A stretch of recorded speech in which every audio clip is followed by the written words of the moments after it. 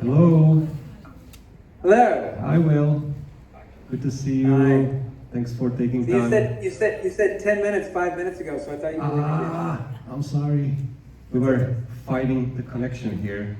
So welcome in Prague. It's magic. Hi, everybody. Here's our audience. So happy to be sharing this burning planet with you guys.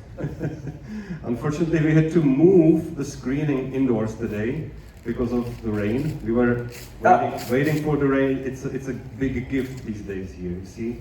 Yeah. It's very dry, so we're actually happy to be Yeah. indoors.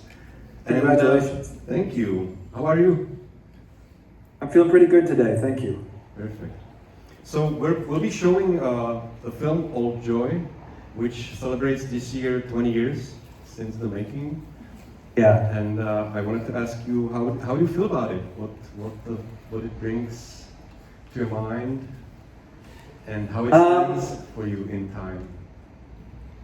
Well, on a 20 years, I'm not sure that I had, so the first place I saw it is the Walter Reed Theater in New York City back in 2006, and my parents were there at the screening, and I think my father passed away about 2 months later, and my mother just back in 2020. But I was just there at the Walter Reed Theater about a month ago maybe for the first time in 20 years.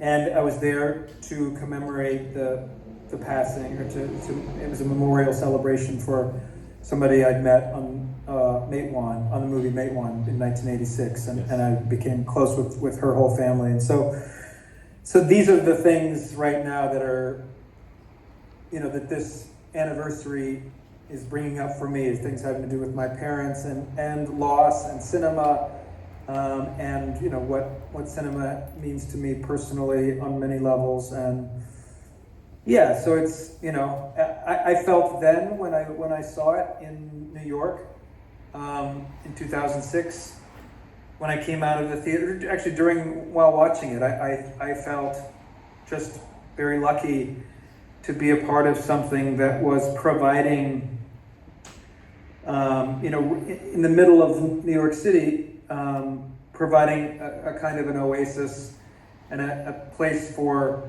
space and quiet and contemplation in a movie theater. And that I had been a part of the creation of this thing, kind of from its pre-production time, because I was originally contacted by Kelly Reichert as essentially like an assistant locations scout, because she knows how much I love to swim and immerse myself in water everywhere I possibly can.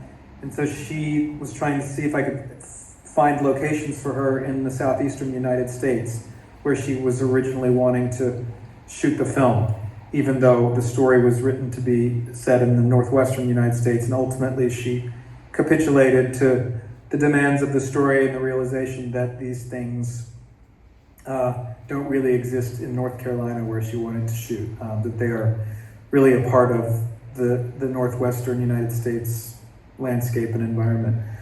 And then we continued our conversations for months, because she wanted me to help her cast Kurt, and we talked about different people, the great musician Kyle Field, the great musician and theoretician Ian Svenonius, and ultimately I think they were, in reality, maybe too far out for her to deal with.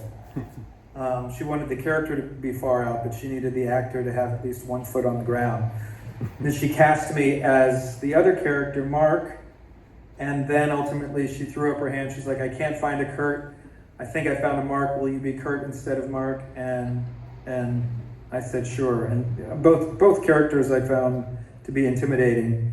I think Kurt more intimidating, but I definitely know a lot of people who are wild like Kurt, and so it was maybe a nice sort of catharsis, because they can be heartbreaking and confounding in your interactions with people who never ultimately claim a place that that sort of is grounded in maturity and experience, and are convinced that the ideals of a 15-year-old or a 17-year-old or a 23-year-old are sustaining for a lifetime. And I think most of us understand that those are great seeds, but ultimately, if you really want to harvest, you need to treat them as seeds and not as your nourishment, as your fruit. Yeah, beautiful. You mentioned nature, it's a huge part of the film, and also silence. Yeah. And what silence means to you, and how it stands these days than back in 20 years. Yeah, I've learned to incorporate a fair amount of silence into my life. And are you watching? What are you watching? A print or what are you watching? It's a digital. Great. Yeah.